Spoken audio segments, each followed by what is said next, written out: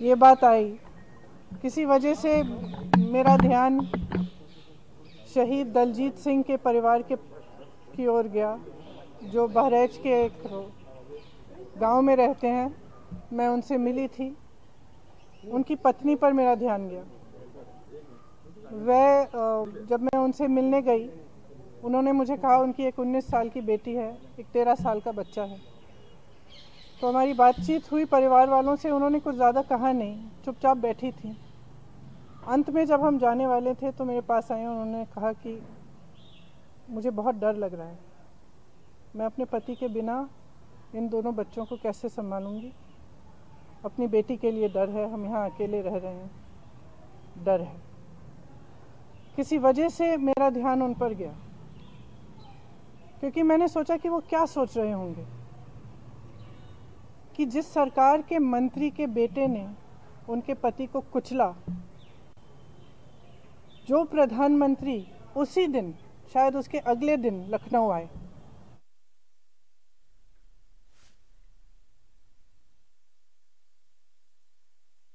पहुंच सकते थे हेलीकॉप्टर में। वो क्या सोच रहे होंगे कि ये प्रधानमंत्री हमारे यहाँ नहीं आए, कुछ बोला नहीं। उन्होंने पूरी तरह से हथियारों का संरक्षण किया।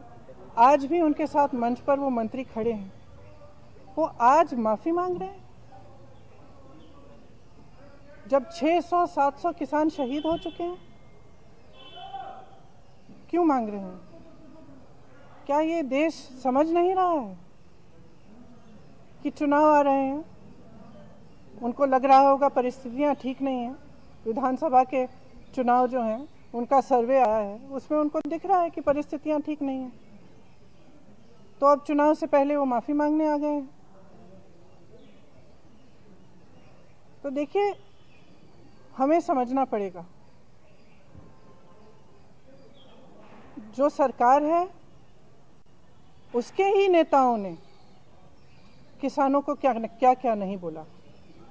आंदोलनजीवी, गुंडे, आतंकवादी, देशद्रोही, ये सब किसने कहा?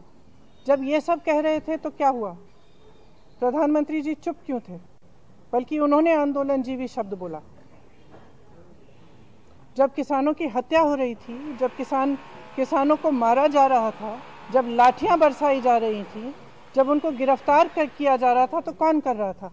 आपकी ही तो सरकार कर रही थी।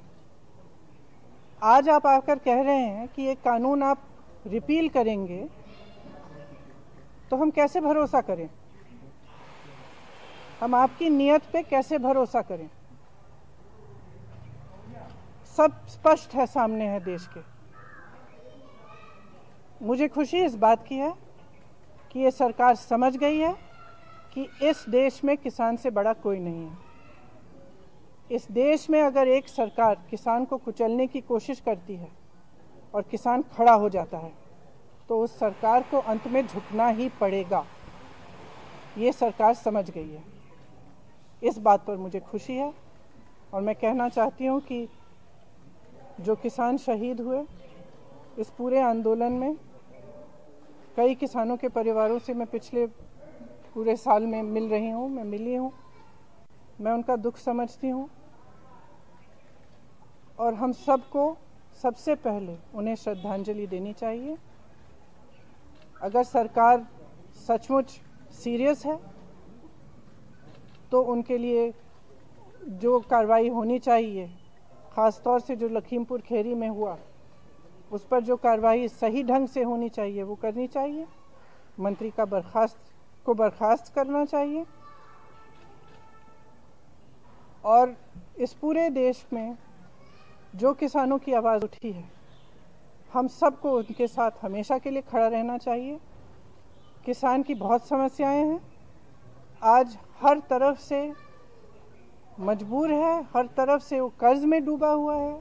मैं ललितपुर गई, ललितपुर में भी आपने देखा कि खाद की लाइन में खड़े खड़े उनकी मृत्यु हो गई। कुछ किसानों ने आत्महत्या की।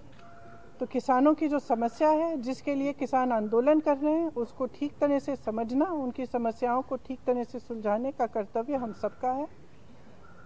मैं ये भी कहना चाहती हूँ कि मुझे खुशी है कि जितने भी विपक्ष के दल हैं सब ने पूरी तरह से समर्थन किया इस आंदोलन का और किसान डटे रहे। हमारे भाई बहन जो दिल्ली के बॉर्डर पे भी थे और तमाम प्रदेशों में सब डटे रहे और आज हम उन सबको धन्यवाद देना चाहते हैं। जैसे मैंने कहा, जो शहीद हुए हैं उनको श्रद्धांजलि दें।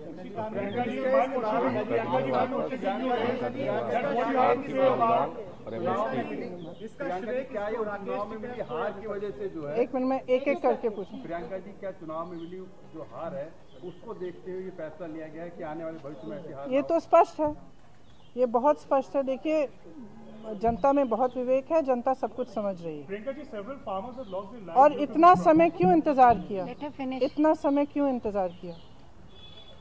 आप आज तक तो आप कुछ नहीं बोले, एक बार आप बॉर्डर पे नहीं गए, एक बार किसानों से मिलने नहीं गए, एक बार बातचीत नहीं की। जहां हत्याएं हो रही हैं वहां भी नहीं गए आप, इतना पास आकर नहीं गए। तो आज अचानक क्या हो गया है? स्पष्ट है, चुनाव आ रहा है। प्रधानमंत्री जी ने माफी तो मांगा, लेकिन एक बार भी जो लोग 500-700 किसान शहीद हुए 1.5 साल के पूरे आंदोलन में, उनके लिए वो श्रद्धांजलि नहीं दी, उनकी बात नहीं आई, उनके फैमिलीज की बात नहीं आई। वही मैं कह रही हूँ कि सबसे पहले तो उन्हें श्रद्धांजलि दीजिए ना, जो शहीद हुए हैं। उनके परिवारों पर आज भी क्या बीत रही है? उन्होंने अपने पूरे भाषण में एक बात कही कि कृषि कानून किसानों की बेहतरी के लिए थे, लेकिन कुछ किसान ऐसे थे जो उससे नाराज थे। तो फिर भी अभी भी जब वो अपने एक तरह से जो उन्होंने गलत किया है उसको पहचान रहे हैं, इसीलिए वो आज भाषण दिया उन्होंने। लेकिन अभी भी ये एक फ़र्क बनाना चाहते हैं कि ये किसान जो आंदोलन कर रहे हैं ये अलग हैं और बाकी देश के किसान अलग हैं। ये बात बिल्कुल गलत है।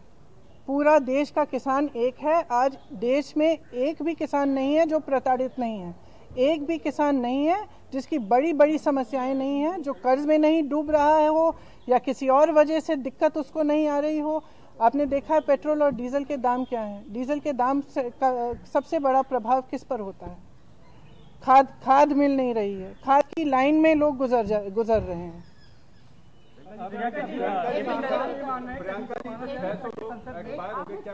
आपने पूछ लिया। जब तक संसद में बिल वापस नहीं हुआ था तब तक उसको भी मानेंगे नहीं, खाली बिजलीबाजी का जो देखा जा रहा है जी, उसका भी समर्थन करते हैं कि आप वेट करेंगे कि जब वो वापसी होगी संसद में तब इसको पूर्ण रूप से माना जाएगा। देखिए, तमाम छोटी छोटी चीज़ों के लिए अध्यादेश लाते हैं, तो इसके लिए क्यों नहीं? क्या इसके लिए भी कोई योजना है कि जब चुनाव पास आएगा तब हम धूमधाम से इसको करेंगे? अभी क्यों नहीं करते?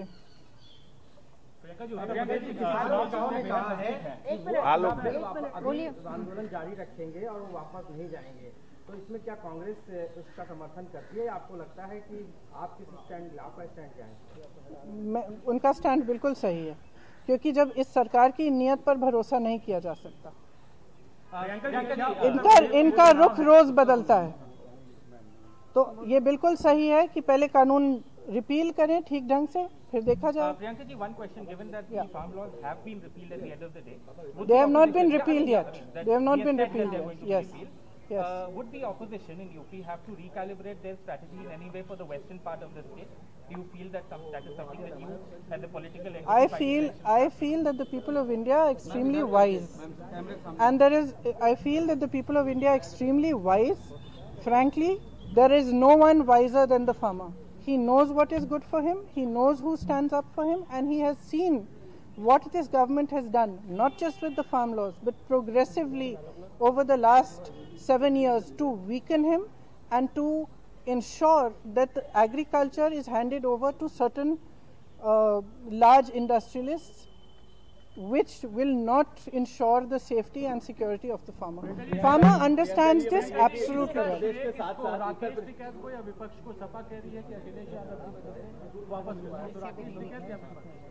देखिए, ये आंदोलन किसानों का था, किसानों का है। अपने हक की लड़ाई किसान लड़े हैं, शहीद किसान हुए हैं। तो मुझे नहीं लगता कि किसी भी राजनीतिक पार्टी को इसका श्रेय लेने की कोशिश भी करनी चाहिए, वो उचित नहीं है। किसानों का ये आंदोलन है, हम सब किसानों का समर्थन हम सब ने किया, हम सब उनके साथ डटे रहे, हम सब उनके साथ खड़े रहे। लेकिन जिसका आंदोलन है जिसने किया है उसी का श्रेय।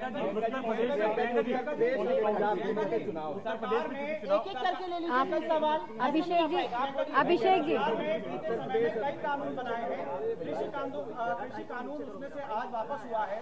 क्या अन्य कानून जिसका सड़कों पर विरोध हुआ है उसके लिए भी प्रयास होंगे, जैसे CAA, NRC?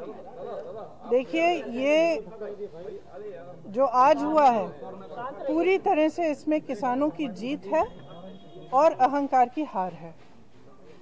तो सरकार समझ रही है कि जब देशवासी, जब किसान खड़ा हो जाता है, जब डटा रहता है तो उसी को झुकना पड़ता है। और ये मेरी तो आशा है कि आगे भी जो गलत कार्य ये सरकार करती है, जो गलत कानून लाती है, उनका विरोध होना चाहिए और सबको एकजुट होकर खड़ा होना चाहिए और सरकार को झुकना ही पड़ेगा। मेरे भाई ने शायद पिछले साल ही कहा था, एक बयान दिया था कि अंत में सरकार को झुकना ही पड़ेगा, क्योंकि किसान की जो शक्ति है इस देश में सबसे बड़ी शक्ति है।